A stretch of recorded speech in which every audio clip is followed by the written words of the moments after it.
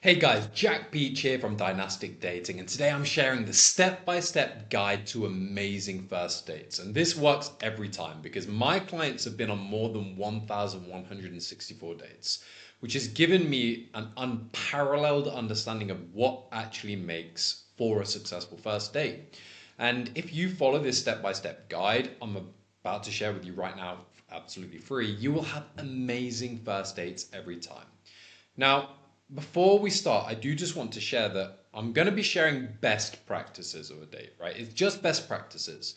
Like, this is an understanding for you that you can apply, but there's always going to be some different variation within it. Every date's going to be a little bit different. So don't stick too closely to it. But by following these tips, you're going to get responses like this former client had, where he went on a first date. He was like terrible dates before. He'd been on like 6 first dates before we worked together, and none of them had led to a second. We worked on these things, and then he sent me the message after his first date. I don't think my date yesterday could have gone better. They're now in a relationship and have been for at this point like 18 months or something. So as a result, I actually recommend that you should watch this before every date you go on.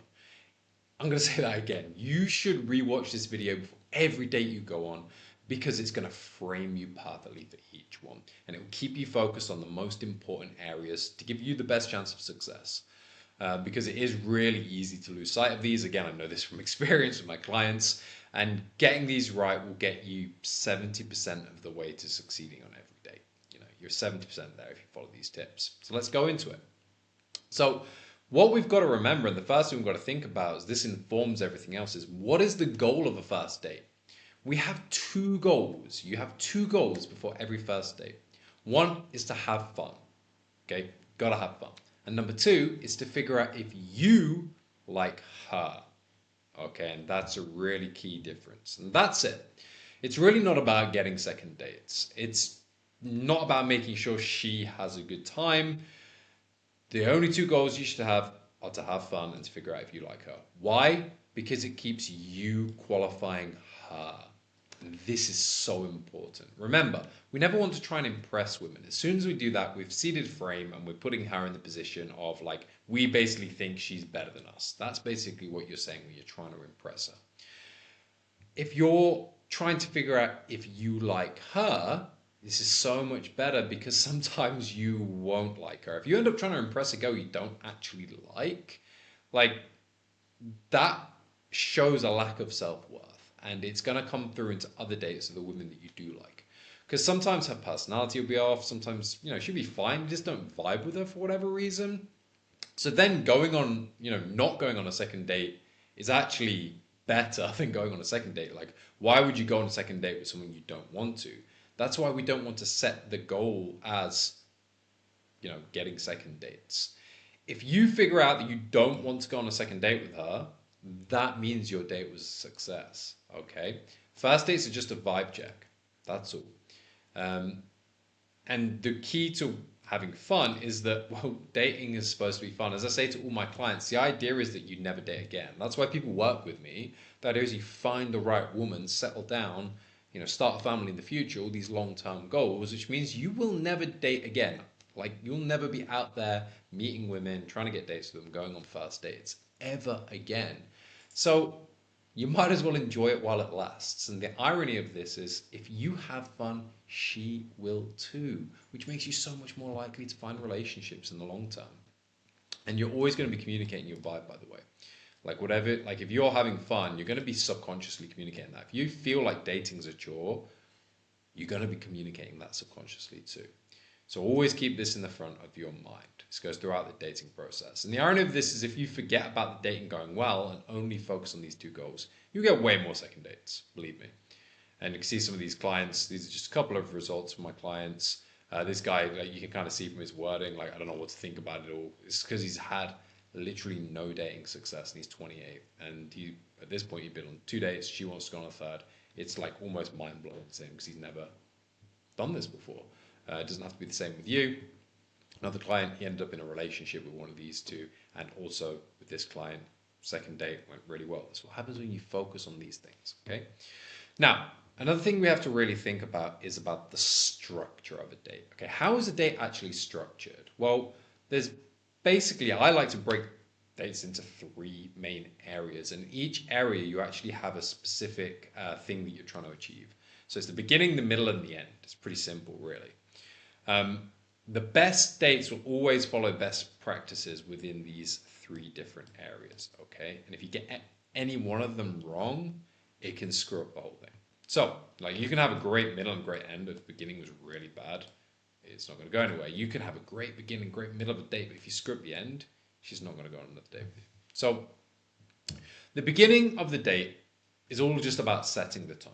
That's it. We're just trying to set the tone as best we can. We want to start on as good as a foot as possible, because then, you start off well, you can move down quicker than you otherwise would be able to, particularly on the vulnerability spectrum, which is something I'll probably never talk about in these free videos beyond in passing. That's for exclusively for my clients, because that's really where the magic happens. And if you can do this and then deep at the end of the day, you're going to be absolutely crushing it. And here's what most men don't realize, is that women will often make their decision about you in the first few minutes of a date.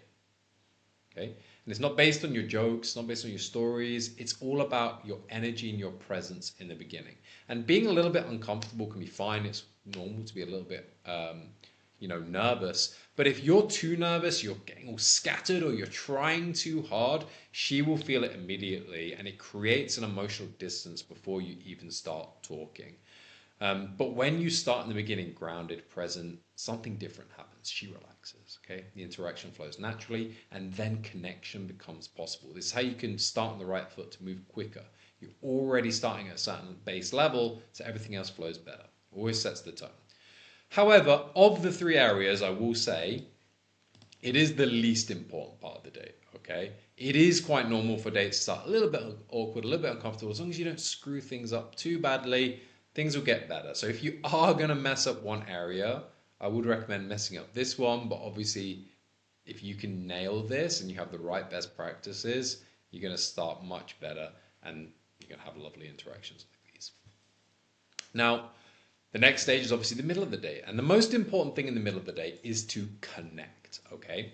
Everything in dating is downstream of connection, like vetting, getting second dates, getting third dates, finding great relationships. If you're not connecting with women, you're not going to be finding relationships, okay?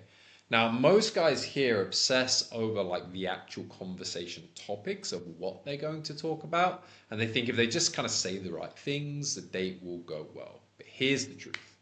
Connection isn't about perfect conversation.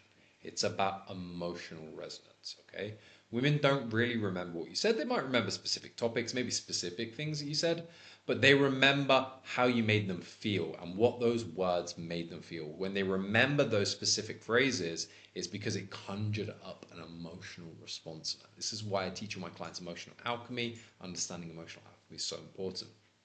But this is why guys with kind of boring jobs and simple lives can actually outperform guys with impressive careers and hobbies, like quite easily often, because their presence is so much better, and presence will always be performance. As we mentioned, you don't be performing, you don't want to be trying to impress her, you be showing off your, where you are, etc., etc. It's not going to work. And there's also two different layers to connection here that you have to get right. There's the sexual connection of like, how do you make her feel? Like, does she feel sexy around you? And there's the security connection, which is how much does she trust you? And for the middle of the date to go well, you need to bring both, okay? You can't have one or the other. And finally, we have the end. And in many ways, the end of the date is the most important part of the date. At least if you got this middling, right? Even if the middle of the date was only okay, it wasn't bad, it wasn't great. If you get the end right, you'll get second dates. And you can have a great middle and a great beginning, but if you get the end wrong, it's going to kill everything. Why is that? Because the end of the day is her lasting impression of you. It's the last thing she feels about you, and it's what she leaves the date feeling about you. So if you get this wrong, it screws everything up, right? Again, like I just mentioned, if the date went well, but the ending was awkward, she'll end up questioning whether it actually went well, right? She'll kind of go home and say, oh, I thought it was really good, but the ending was a bit awkward. Maybe, Jack didn't like me as much as I liked him. Whereas if the date was kind of like, yeah, just okay, it went all right, but then at the end you had this really deep moment of connection, she'll feel like the rest of the date was the same. It went that way. This is so important to understand. Whilst connection is always going to be key. If you mess this part up, you won't get a second. So how do you actually do it right? Well, it's actually very simple. You have to just be genuine, vulnerable, and just share your impression of the date. Tell her how much you enjoyed it. Future pace another date. Have a small escalation, such as hug, kiss, something like that. And then when you get home, message her. Just let her know you had fun. Let her know, did you get home safe, etc. And this just leaves no doubt in her mind the date went well. Now, here's a question I'll often get from clients. What about leaving some mystery, Jack? Like, shouldn't I leave the date because she's kind of like second guessing whether it went well? And there's some degree of truth here, but really the key to mystery is you don't want to reveal too much too soon, right? It's not about the feeling of connection. It's more about oversharing, okay? That's what you want to avoid. You really do not want mystery about whether or not you enjoyed her company, right? Like you want mystery about who you are, what you do, your stories, your life experience. You want to leave her with like, oh, I want to find out more about Jack. I want to find out more about him. What's going on there? What's going on with this thing that he mentioned here? Why was he living in Thailand for 5 years? What happened? That's so curious, right? That's where you want to leave the mystery, not about like, does Jack even like spending time with me, right? The last thing you want to do is for a date to go on great. You want a second date, but you don't get it because she wasn't even sure if you actually liked her or not. Okay. So in conclusion, if you have the right goals for a date of having fun and figuring out if you like her, and then you follow the best practices within the right structure of the beginning, the middle, and the end, you will get second dates with like 90% of the women you want to get second dates with. And obviously, you want to is key there. These small best practices make a huge difference to your success rates, and it's why so many of my clients have ended up in great relationships. You can't find a relationship without first dating successfully, and these are principles not to allow you to get as many women as possible, not to allow you to just manipulate women and play games with them. It's about building genuine, authentic connection that leads to loving relationships. You get engaged, you end up finding relationships, you get married, you get a girlfriend. That's what we're here to do. And if that's something you would like expediting the process, whether you're sick of trying to figure out how to do this stuff, working out whether you're supposed to do this, whether you're supposed to do that, and just kind of finally feeling like, right, I just want to get this sorted. Right? I just want to find a relationship and enjoy the rest of my life building with someone rather than doubting whether or not it's actually going to happen. Then you can book a free call with me. We can just have a chat. It's no pressure on whether to join or not, but we can have a chat about whether it makes sense to work together, whether I even can help you. And then at that point, we'll make a decision there. And it's completely free. And basically, the worst thing that will happen is you'll leave with some insight about where you're going wrong, if nothing else. So I'll leave that in the description box below. But for now, I want to say thank you so much for watching this video. I hope you get more dates and they go great. And I will see you in the next one.